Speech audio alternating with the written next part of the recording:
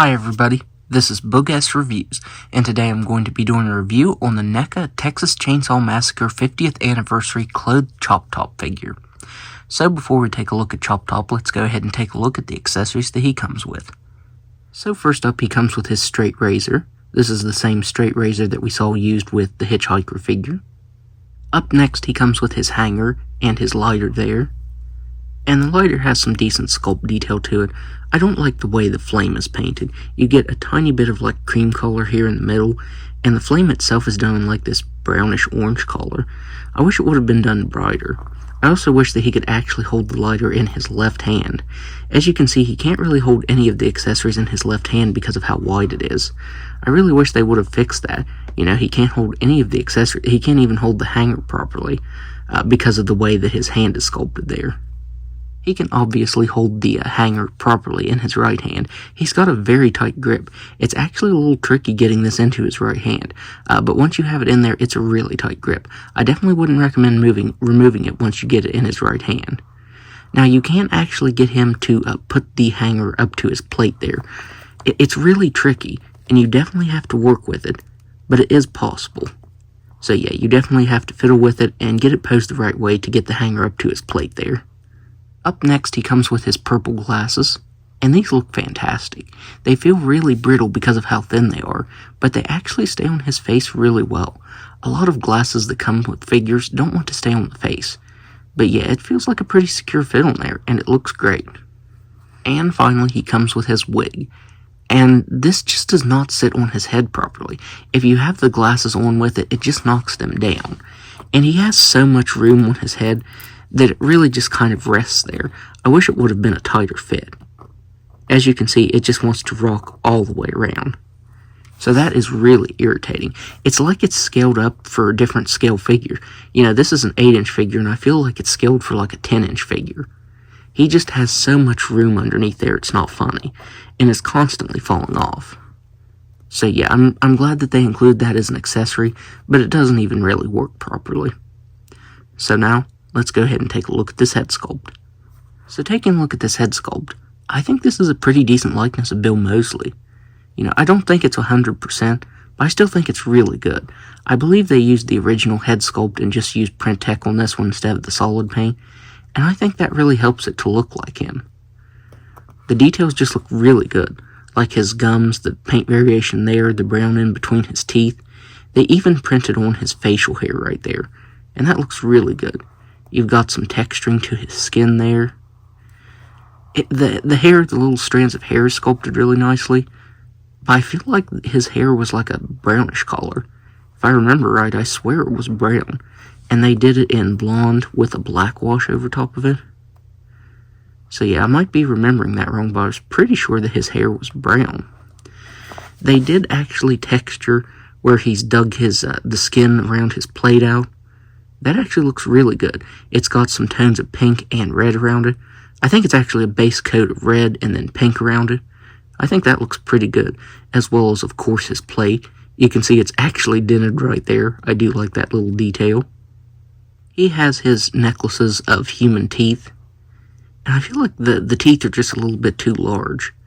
And so is this. I'm pretty sure that the necklace was really thin. This is a really firm plastic, so it does kind of stick out.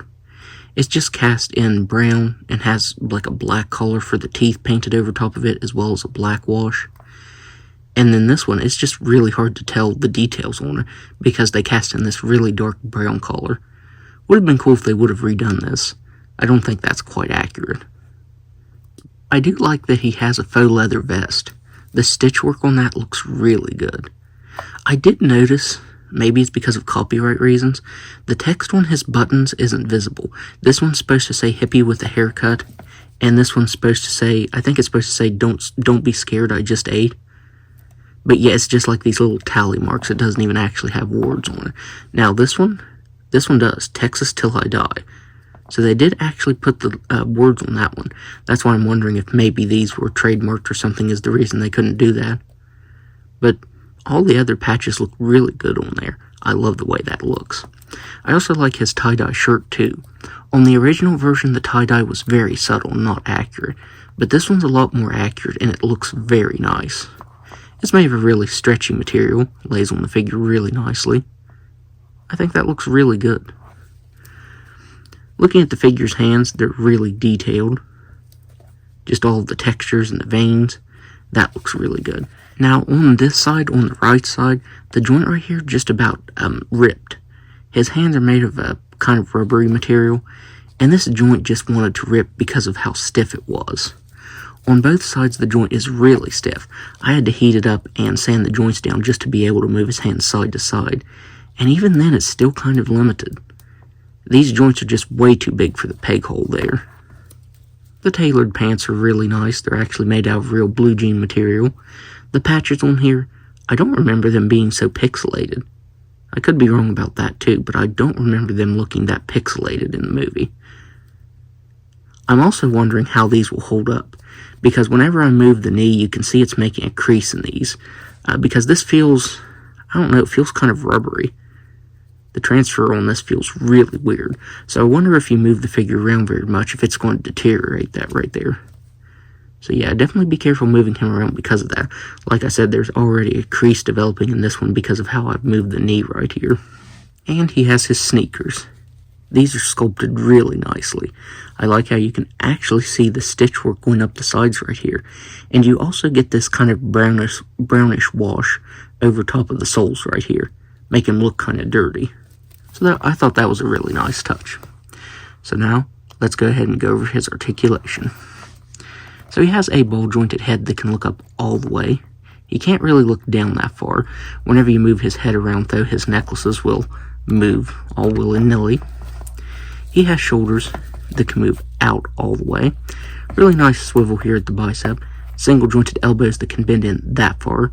Wrists that move up and down just a little bit. As I said, the side-to-side movement does feel pretty hindered because of how tight the peg is there. He has a very slight swivel here at the waist that does feel hindered. He has ball-jointed hips that can move out that far. I think he can kick forward. Yeah, the joint doesn't want to move, but he can kick forward that much, back just a little bit.